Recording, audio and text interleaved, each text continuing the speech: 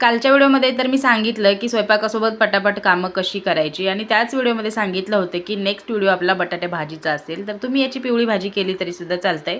आपण पुरीसोबत याची मस्त लाल चटकदार भाजी करतोय. तर बटाट्याच्या साली पहिल्यांदा काढून घेतल्या. कढईमध्ये तेल घातलं, जिरं, मोहरी, कढीपत्ता, बारीक चिरलेला कांदा घातला. कांदा मीठ घालून चांगला परतून घेतला.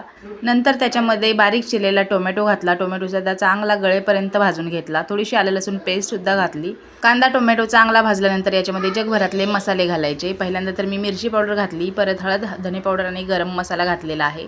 सगळे मसाले छान तेल सुटेपर्यंत परतून घ्यायचे. बघू शकता इथं मसाल्याला चांगलं असं तेल सुटलेलं आहे. आता काय करायचं, हातानेच बटाटा असा मॅश करून घालायचा किंवा फोडी करून घेतल्या आणि नंतर एका चमच्यानं थोडासा बटाटा मॅश केला तरीसुद्धा चालतंय. छान मिक्स करून घ्यायचं आणि शेवटी याच्यामध्ये कोथिंबीर घालून घ्यायची, गरम पाणी घालायचं थोडंसं आणि आपली बटाट्याची भाजी तयार आहे.